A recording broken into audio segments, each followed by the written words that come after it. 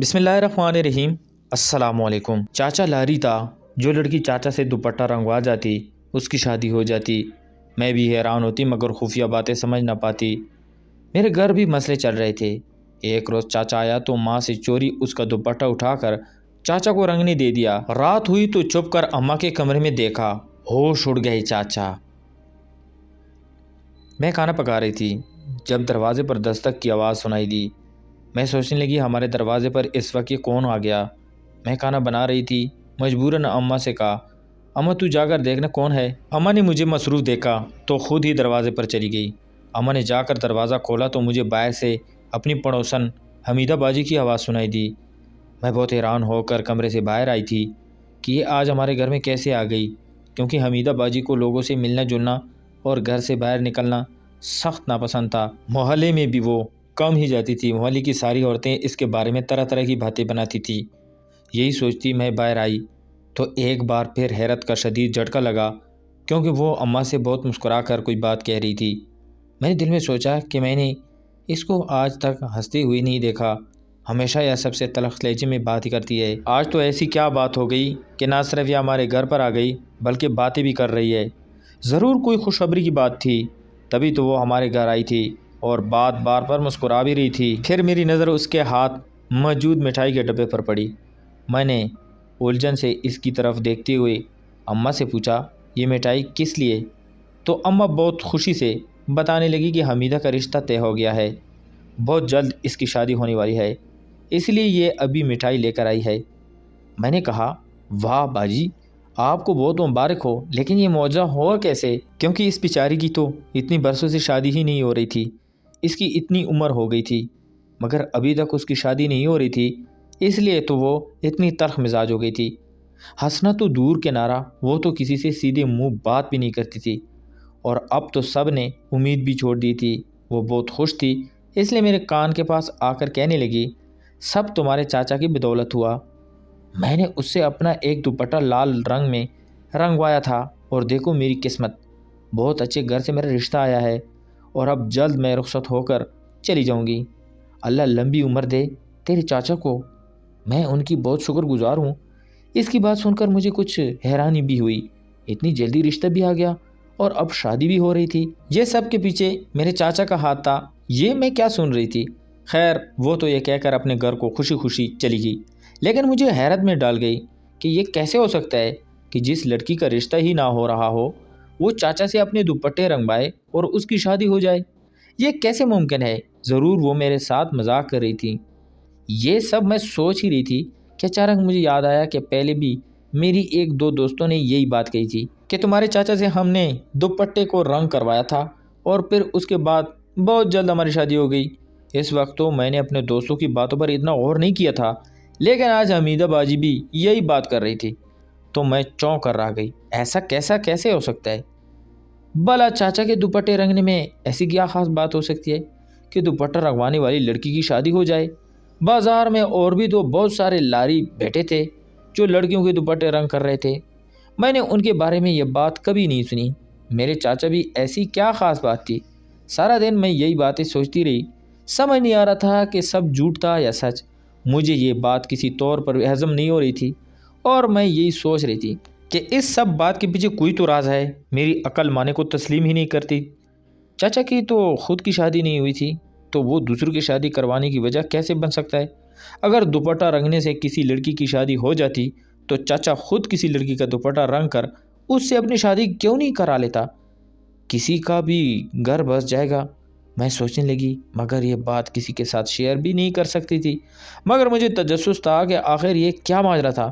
پھر میں نے اس راز کو پتہ چلانے اور اپنے چچا کو آزمانے کے لیے کسی ایسے لڑکی کی تلاش شروع کی جس کی شادی میں بڑی زیادہ رکاوٹیں تھیں اور اس کی شادی نہیں ہو رہی تھی، کیونکہ یہ سب میں اپنی آنکھوں سے دیکھنا چاہتی تھی۔ پھر مجھے میری ایک دوست کی بہن کا معلوم ہوا، اس کی عمر 32 سال ہو چکی تھی اور ابھی تک اس کی شادی نہیں ہوئی تھی، تو اس کے گھر والے اس کے لیے بہت پریشان تھے۔ وہ چاہتے تھے کہ جلد از جلد اس کی شادی ہو جائے۔ ایک دن میں اپنی دوست کے گھر گئی اور میں نے اپنی دوست کو کہا کہ تم ایسا کرنا، اب بہن کو کہنا کہ اپنا ایک دوپٹہ لے کر میرے چاچا کی دکان پر جائے اور انہیں کہے کہ یہ دوپٹہ لال رنگ میں رنگ دے۔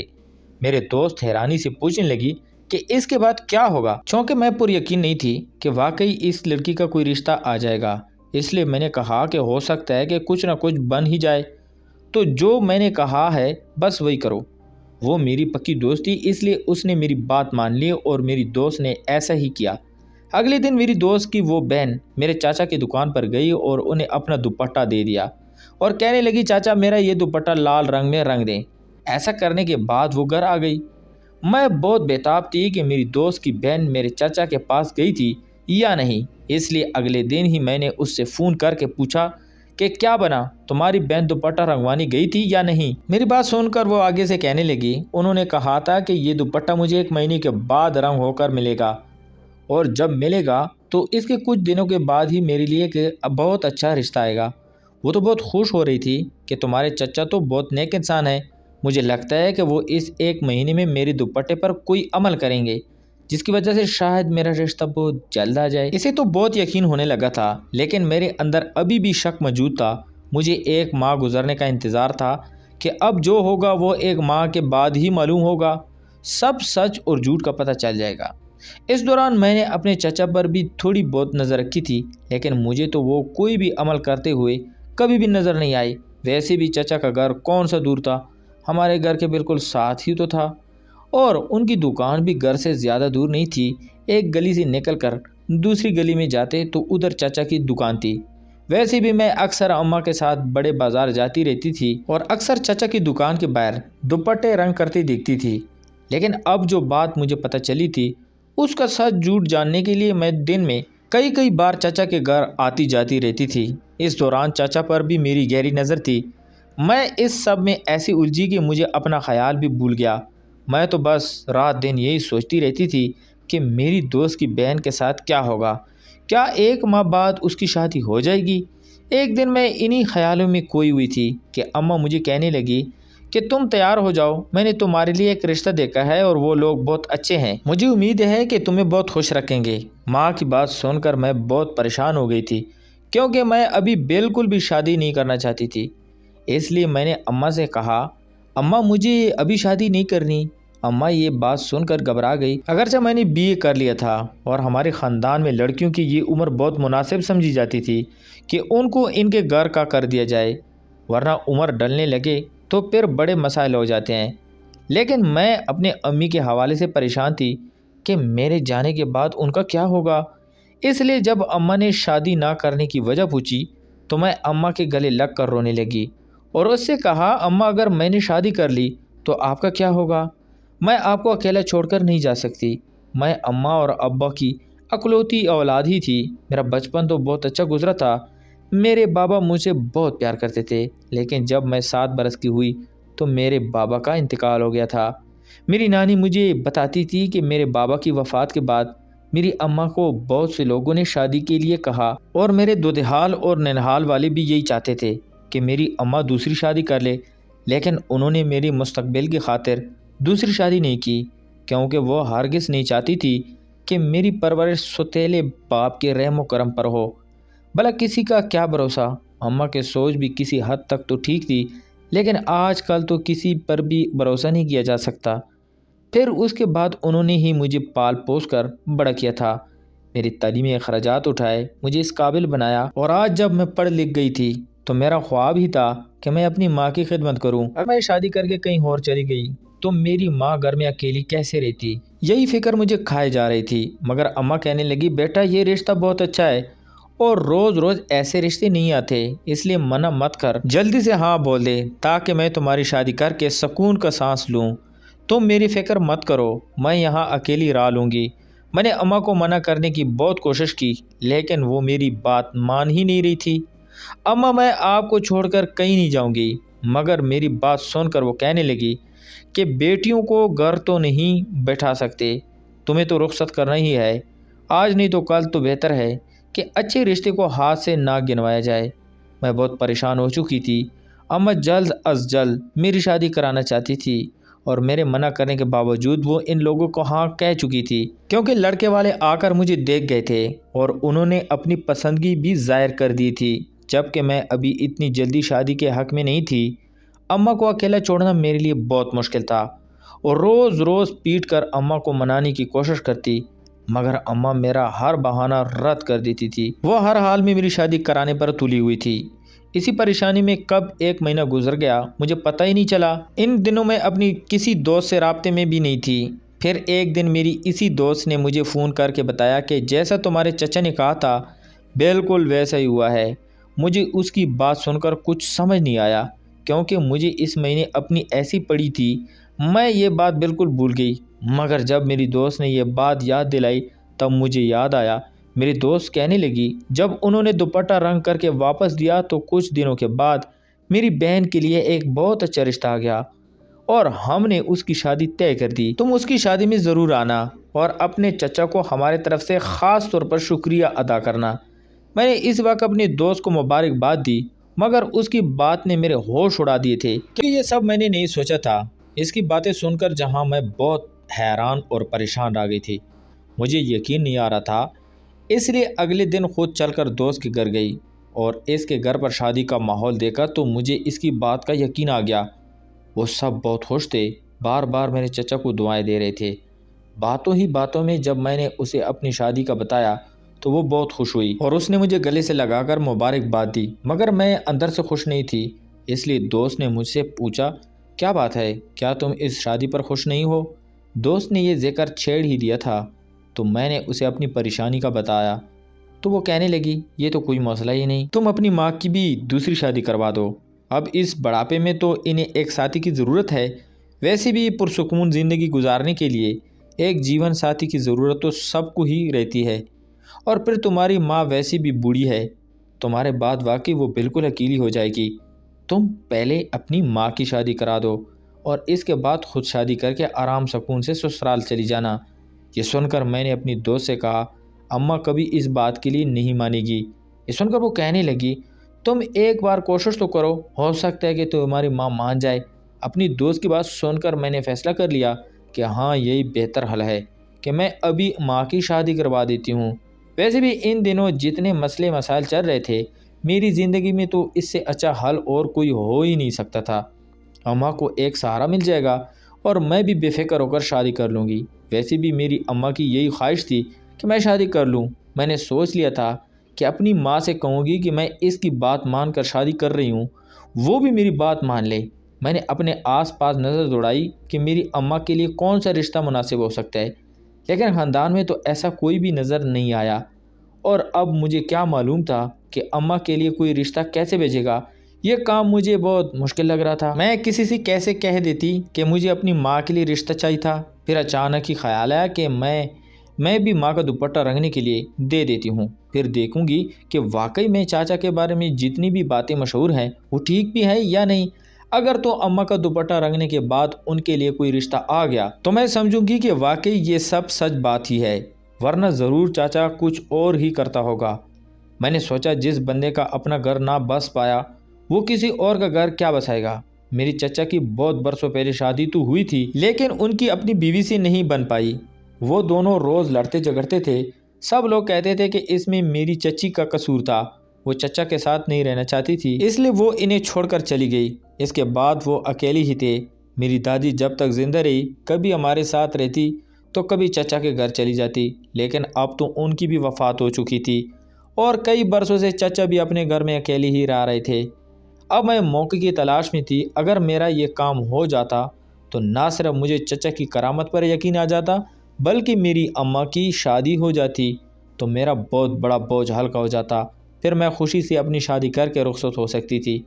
میں موقع کی تلاش میں تھی۔ چچا آج کل اپنے کام میں بڑا مصروف تھا، ہمارے گھر بھی کم آتا۔ پھر معمول کے مطابق جیسے ہی جمعے والے دن چچا ہمارا حال چال پوچھنے گھر آئے اور جب واپس جانے لگے تو میں نے جلدی سے اماں کا ایک دوپٹہ شاپر میں ڈال کر ان کو دے دیا اور کہا کہ اماں کہہ رہی تھی کہ اپنے چچا کو کہنا اسے لال رنگ میں رنگ دے۔ ایک دم سے میں نے چچا کے رنگ بدلتے دیکھے، انہوں نے بہت عجیب انداز سے مجھے دیکھا جیسے کہ انہیں یقین ہی نہ آیا ہو۔ میں نے کہا اماں نے ہی دیا ہے، ایسے کیا دیکھ رہے ہیں؟ تو وہ کچھ الجھتے ہوئے وہ شاپر لے کر چلے گئے۔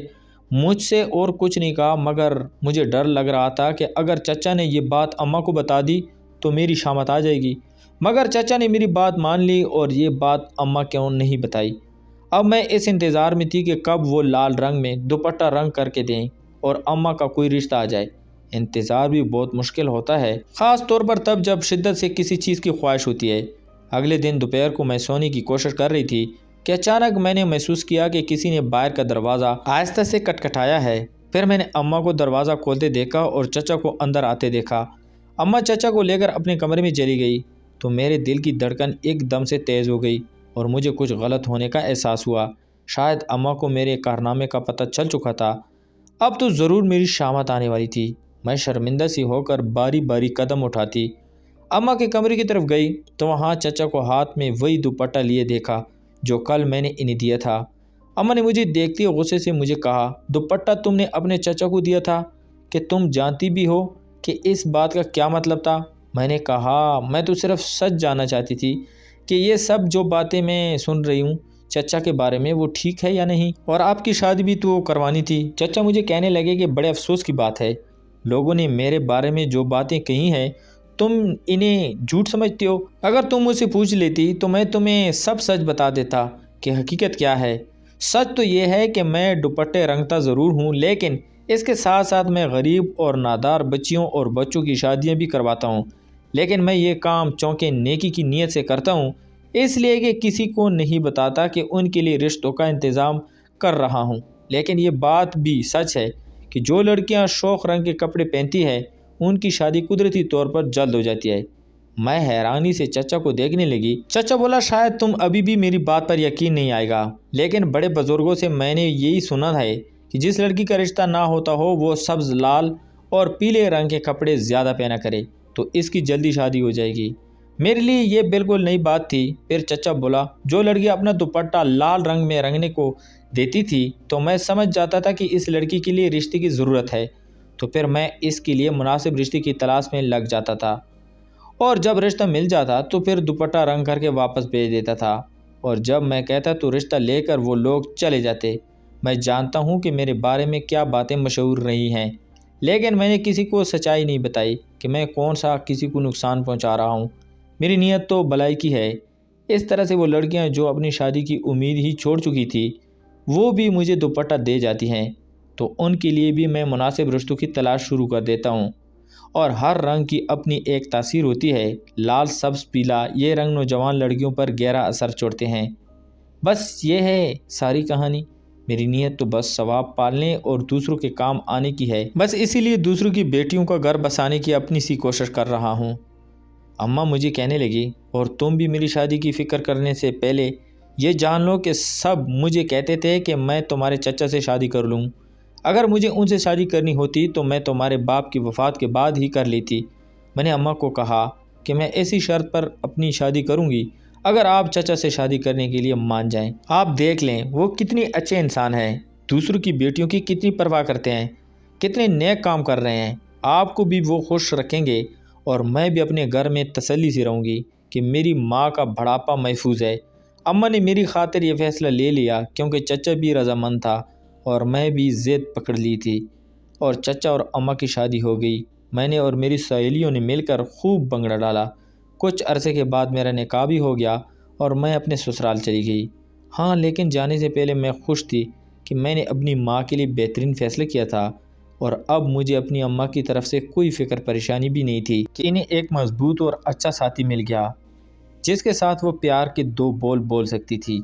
تو پیارے دوستو، میں امید کرتا ہوں آپ کو آج کی کہانی پسند آئی ہوگی۔